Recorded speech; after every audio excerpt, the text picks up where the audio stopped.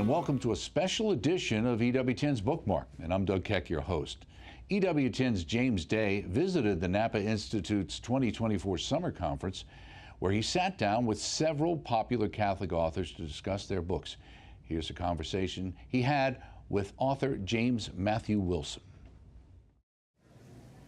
I'm pleased to be joined by James Matthew Wilson. He's the professor at University of St. Thomas in Houston. He's the Cullen Chair in English there, and he's a poet, he's a critic, and he's here to discuss his book, St. Thomas and the Forbidden Birds, 2024.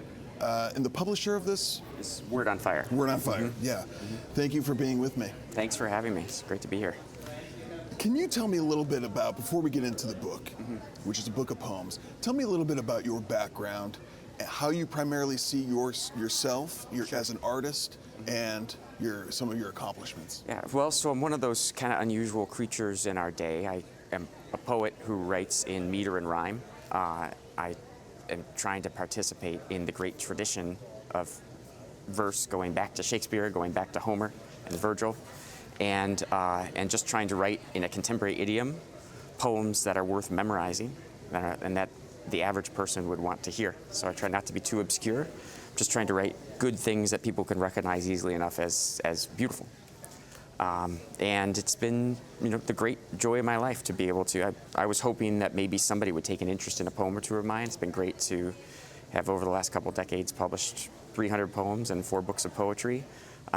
To have been able to write some long poems on Catholic saints, and to write some poems specifically for the church and for use in sacred music as hymns and parts of the liturgy. So it's been a great career so far. Let's talk a little bit about the epic poem, or the genre of epic verse. Going back to Virgil, yes, even further with Homer. Yeah.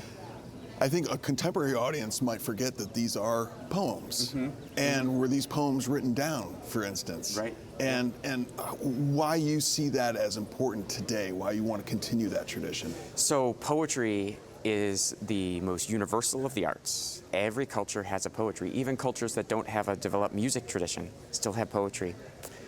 Even cultures that don't have painting or a substantial visual art dimension still have poetry.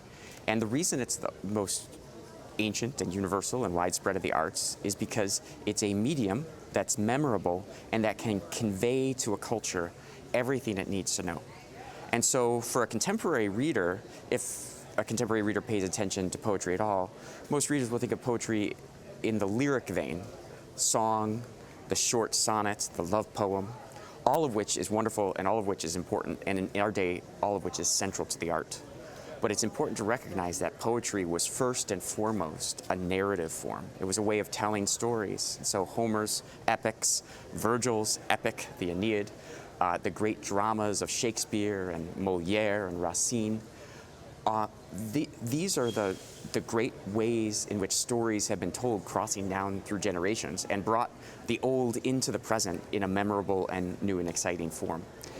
When poetry gives up telling stories, poetry's given up one of its most important tasks. When did you actually start writing poetry and realize, well, this is amazing, I have a talent for this and I'd like to keep going? How old were you, and what was that experience? I wish the experience involved discovering I had a talent for it. I just fell in love with it. 300 poems and 4 books. The great moment came sometime during my college years when I had been writing fiction for some time. I'd been writing short stories. I was even working on my first novel. And in fact, around this time, I was contacted by an agent who wanted to start working with me and trying to sell my novels. But around that same time, a professor tried to explain to me what Shakespeare was doing when he wrote iambic pentameter. What is that? I had no idea. So he tried to explain it to the class, and I forget the rest of the day's work because I had my head buried in my notebook trying to write just a single line of pentameter, which I did succeed in writing. A sonnet every day for 5 long years. And I went home that night with that one line, and I wrote 13 more that rhymed according to the Shakespearean sonnet form. And when I was done, it took 5 hours to do it, but when I was done after 5 hours, I had my first sonnet. And the experience of that was, I didn't know if it was any good. I just knew that this kind of making, this kind of chiseling away with words was such a great joy that it was one of the best things I'd ever done. And I just wanted to keep doing it. And so I did. For the next week, I came home every night from class, had dinner with my roommates in college, and then went up to my room and wrote 4 more sonnets. And after that, I was hooked.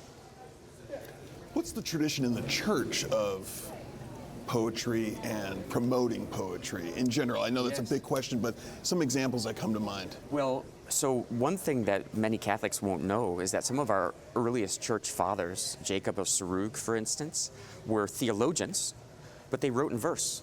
They wrote in verse mostly because it was easy to memorize. If they wanted to convey church teaching, then to put the lines in meter would enable their listeners to hear and then retain what they were being taught. But these theologians who wrote in verse oftentimes were really great poets. So that was the beginning of the church's tradition. But it's developed, of course, since then in multiple directions. In the Middle Ages, so the early Middle Ages, Prudentius, in the late Middle Ages, St. Thomas Aquinas wrote some of our greatest hymns as magnificent poems. And then who could fail to mention Dante, the greatest poet of all time, who, of course, for many of us, is the great representer and imaginer of hell, of purgatory, and heaven. In fact, I'll just say one thing. I used to teach confirmation classes at my parish when we lived in Pennsylvania, and sometimes the students would ask a tricky theological question, and I wouldn't always have a ready answer from the catechism, but I'd say, well, Dante thought of it this way, or he imagined it that way. And I think being able to imagine this life and the next along with Dante is one of the greatest gifts that poetry could possibly give us. Is Gerald Manley Hopkins someone that you studied, or what's your impression on this Jesuit poet? Yes, so he's certainly one of the best poets of the 19th century, which is saying a lot because the 19th century was actually a great age for poetry, even though it hasn't always worn too well. For instance, Longfellow, one of my favorites, is little read today, though he should be. Alfred Lord Tennyson, also little read today, should be. Hopkins has never faded, and that's first of all because he's a weird poet, but second of all because he's a really profound poet. In the space of a sonnet, he can actually convey the whole metaphysical structure of God's creation and the way in which the things that God has created give expression to Christ himself. Tell me a little bit about this cover first. Sure. We'll get to the title in a second, but this cover reminds me of a medieval illuminated manuscript. Can you expound on this? What's going on here? It is from a medieval illuminated manuscript. This is from a medieval bestiary, and it's a depiction of an owl being persecuted, as it were, by some other species of birds, and it's a visual expression of what, to my mind, is one of the great achievements of human civilization, and that is the medieval imagination looking at the world and reading it for what it has to tell us about God's intentions. We all know that lions are brave, that ostriches can be a little bit cowardly, that chickens are cute and rabbits are fertile. And these are all lessons that God has inscribed in nature for us. The world is full of signs that are speaking to us all the time. Sometimes those signs we have to sort of take with tongue in cheek. Sometimes we have to take them very seriously. And so part of that reading the signs is the medieval bestiary tradition, where our ancestors would look at the animals of the world and try to explain what they meant, what they represented, and what they could teach us human beings about how to live. How difficult is it in these days to cultivate a sense of a poetic mentality given the world around you? Do you find yourself struggling, or do you still find yourself inspired by the natural beauty, by the beauty of creation? Some struggles there, though, at the same time? So this is actually the big struggle of our age. You often hear people talk about our living in a disenchanted age, as if the world was once full of magic, and now that magic is gone because we have the other kind of magic called science. I think that's a really naive story. Even the scientist has to be attentive to the intelligibility, the way of the world, the way in which natural phenomena speak to us and convey meaning to us, so much so that it's impossible for the physicist or the biologist to look at any phenomenon in nature and not ask, what's this for? And how does it fit into the overall cosmic pattern so that we have one truth and one whole made up of many smaller truths?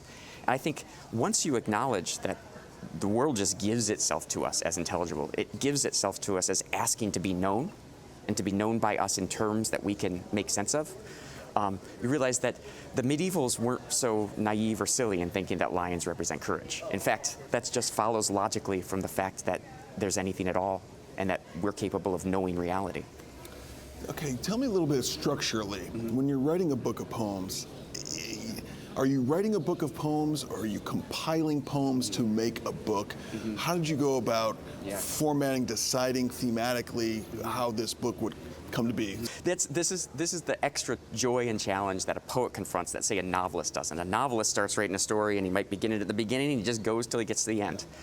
A good book of poems will have a double structure. You might think of it as a temporal and a spatial one, or an auditory one and a visual one. On the one hand, it will tell some kind of story. And this book tells a story about the evil that we find in the world, but also the great meaning and intelligence and truth that we find also conveyed to us in the world, and that truth redeems the fallenness of things, just as Christ redeems us from sin. But then so it tells a story, but then there's also that sort of mosaic-like spatial pattern, I guess you would say, where I just want to make sure that as the reader turns each page, the reader's going to be surprised and not find one poem that was just like the last one, but will say, oh, he could do this and then he can do that, you know, and just the continuous surprise so that you don't know what's coming next. But then when you see it all, it'll be looking like at a mosaic where each individual tile forms a picture larger than the sum of the parts. We're going to enjoy a reading from the author right now. James Matthew, can you tell us, would you mind reading us a poem of yours, and which one would you like to read? Sure. So I'll read the title poem from St. Thomas and the Forbidden Birds. And it's a great story.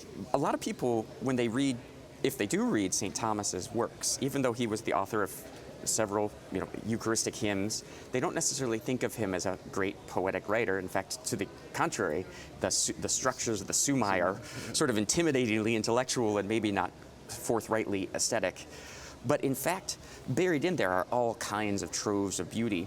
And one morning, I was reading the treatise on law, and Aquinas begins talking about the Mosaic law. And he goes through all of the birds that Mosaic law, kosher law, forbade the ancient Jews to eat. And he gives a moral explanation for why each one was forbidden. And I just thought, this is a poem. This is a beautiful poem. I just want to put it in rhyme. I'm just going to let Thomas Aquinas speak, but I'll measure out his speech and put it in rhyme and just see what happens. By the time I'd taken some of his bird interpretations and put them into verse, I could see Thomas Aquinas sitting in his chapel, a chapel I visited, where he was writing the Summa. I could see him talking to his amanuenses who wrote everything down for him, and I thought, I know this is not just putting Thomas Aquinas in verse, this is going to be a poem. And it ended up being, I think, one of my favorite poems and what I wanted to dedicate a book to, because I think it says a lot, both about the church, about Aquinas, and about the beauty of things. So I'll read it for you. Thank you for setting that tone. St. Thomas and the Forbidden Birds. Beyond the window, morning sparrows made their song, as if the whole world's goodness paid its plenty out for them and them alone. The old saint heard their joy and squelched a moan, as his legs, stiff and heavy still with sleep, arranged themselves beneath his cassocked heap of belly. Where had he left off before? He asked his three amanuenses, more for their sake, sprightly fingers, sluggish minds than his. One said, with the forbidden kinds of birds, and what their figures signified for Moses, who charged the eagle's flight with pride. Aquinas sat a moment, mind withdrawn from his mouth's taste of buttered loaves, the dawn without, the wish for more wood in the fire to clear the frost from stone, or to admire the cool, swift brilliance of all he said, as a swan plumes its white and well-turned head. He spoke. The long-beaked ibis feeds on snakes to represent the man whom nothing slakes. Feasting upon dead bodies' open gore, the vulture stands for all who thrive through war. When Noah let the raven out to fly, it never did return to signify such men whose souls are blackened by foul lust, or who, unkind, won't pay back trust with trust. The plodding puffball ostrich is that which figures all those weighed down with growing rich.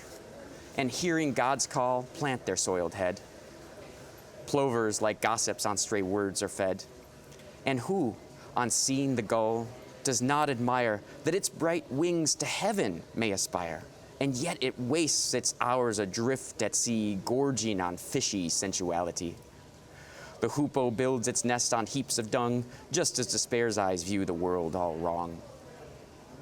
He paused then, at the thought of earthly sorrows, our sickly past, incarnadine tomorrows, the myriad things that whistle arcane truth to please old minds and to instruct raw youth, and bore down on his broken knees to pray for such a world that had so much to say. What are your students? You have a lot of students coming in all walks of life.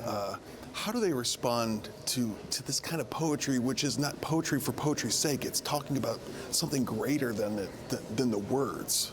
So, in one way, all poetry is for poetry's sake. I think when we read a poem and when we read it with attention and concentration to attend to the language of the poem, to the figures of speech, to the metrical order and the use of rhyme, we're encountering one of the most important lessons we can learn, which is that God made things as good in themselves, that most things are intrinsic goods. There are many, the world's full of useful goods, but most things are things that are worth thinking about and appreciating for why God made them in the first place.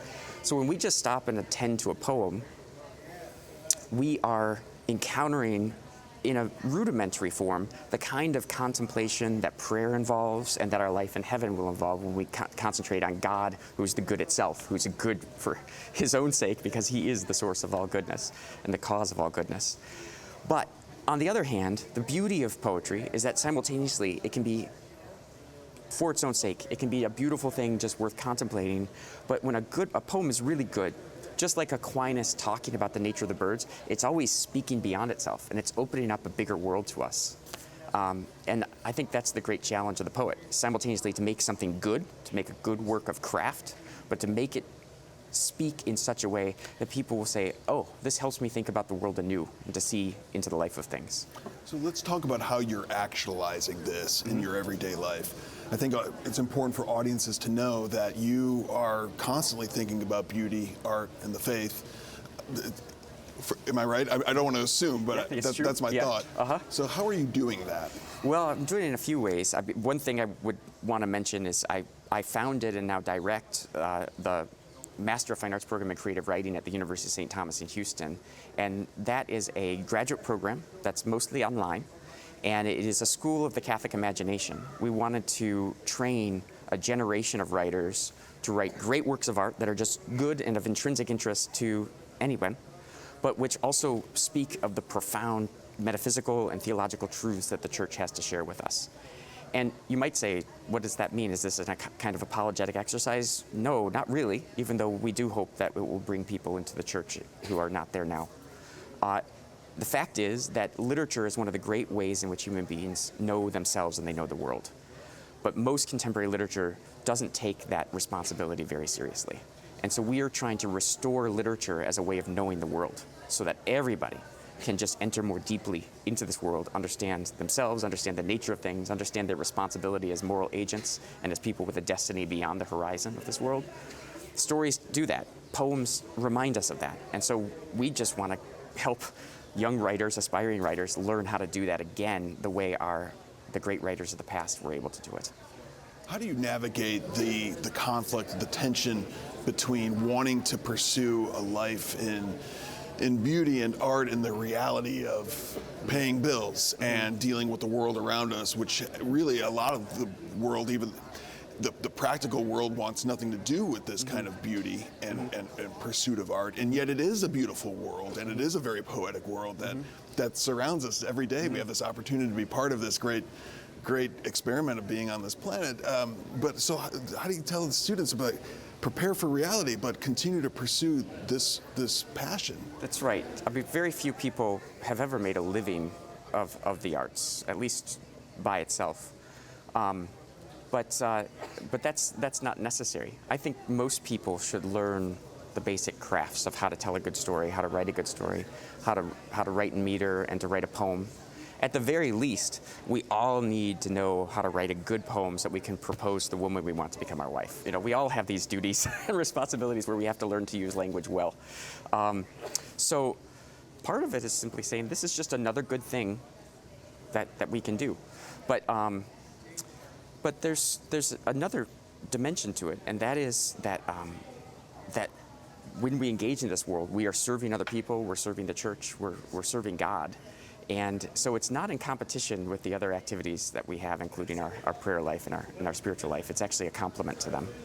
Let's talk about, back to there was a poem there in the book where it was referencing Cicero. And I believe it's not in front of me, but is it on the death of Cicero? The death of Cicero, yes. What were you going for with that? Yes. Why Cicero? Yes, so if readers were able to, or your listeners were able to take in that poem on Thomas Aquinas I just read, there are sort of two big themes that emerge in that poem. One is Aquinas's identification with his empathy with the sufferings of the world, and that this is a fallen world, but also his recognition that it's an intelligible world. It's a world that has so much to say, that's speaking to us and calling us to a life that's better than the one most of us are living.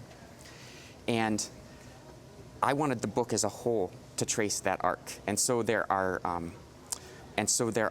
three poems in the book as a whole that deal with the most gruesome aspects of human life. So one is about the bombing of Dresden, the carpet bombing of that city during the Second World War, which was one of the most devastating, if in some respects defensible acts of the American government during the war. Another one on the Diaries of Maria Monk is actually a sort of tangential way of exploring the great wound of the sexual abuse crisis in the church and what we've been through. And then the third poem of the fallenness of the world is the death of Cicero. So Cicero was a great orator, great statesman, and Roman philosopher, and he suffered a cruel death by at Antony's hands at the in the late days of the Roman Empire. And I wanted to just of the Republic, I think. Of the Republic, excuse me, yes, that led to the empire. And what I wanted to convey in Cicero's case was just recognizing something that people have recognized since the death of Cicero, that virtue does not always pay, and that sometimes the innocent and the just and the noble do suffer cruel fates. And that's one of the mysteries that we have to understand, accept, and pass through as Christians in the world. So I thought he, as a sort of as a noble Gentile, you might say, or as someone outside of the church, but nonetheless representing the sort of natural virtues in an impressive way, and also by his death representing the catastrophe that so much of history sometimes has been. I thought narrating his death would be a good way to capture that aspect of human experience. You touched on this in your answer just now, but there is a lot about America, the country, the place, the physicality, not so much in a religious element. I mean, there is that aspect to it, right? Would you say that this is a political work, or tell me a little bit about your weaving in the American experience? Well, I'd have to actually refer to a different book than this one to really answer that correctly. So about 5 years ago, I wrote a long poem, book-length poem, called The River of the Immaculate Conception. And it was a poem about the presence of Catholics and Catholicism in the Americas from the Spanish conquest and the first Jesuit missions sent down the St. Lawrence Seaway by the French, as well as the conversion of St. Elizabeth Ann Seton and the normalization, you might say, of Catholicism on a continent where it had once not existed. And it's been my belief for a very long time, because one of the things I was conveying in that poem was something I learned in 4th grade in St. Thomas Aquinas Catholic School in East Lansing, Michigan, and that is, looked at properly, America, not the United States, but the Americas, is a Catholic country. And what I mean by that is that from the beginning, Mass has been said in this land. From the beginning, there have been priests like Father Marquette who have discovered the previously undiscovered lands, such as the Mississippi, and consecrated them to the Blessed Virgin, consecrated them to the Immaculate Conception. Father Marquette called the Mississippi River the River of the Immaculate Conception. What does that mean? Did they conquer the land? No. They came to pray for it. They came to act out through God's grace whatever God wanted them to do.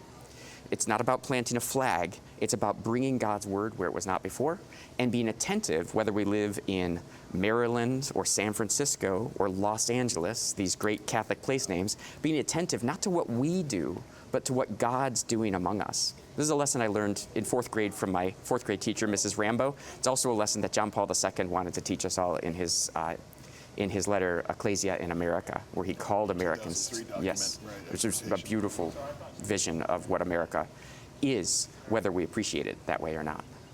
So that continued with you. I mean, that wasn't just that particular project, which is a beautiful project. You actually, I believe you read some of it at a previous Napa event.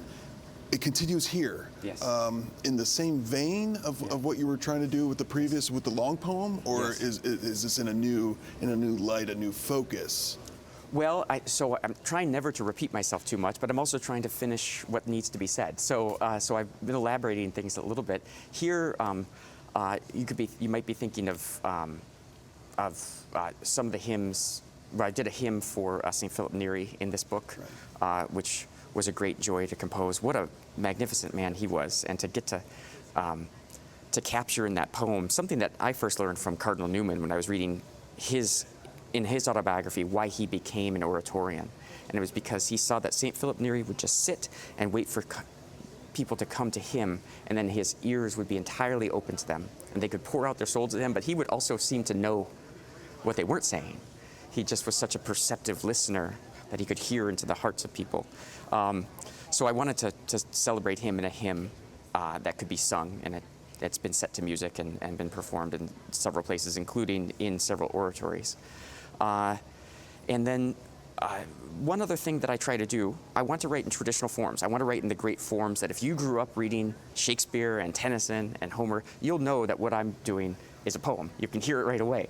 But I think it's one of the poet's tasks to take contemporary moments, the things that are singularly of our moment, and maybe ephemerally so, as in 10 years from now, people will find this or that phenomenon or aspect of pop culture completely foreign and alien, but to take those passing ephemeral aspects of the contemporary life and try to give them permanent forms so that we can understand them better and to see their inner meaning. And so I try to be at once rigorously traditional, but also ruthlessly contemporary when I'm writing about this or that aspect of our day. James Matthew Wilson, he's the poet behind St. Thomas and the Forbidden Birds. Yes. Thanks for being with me. Thank you so much, James.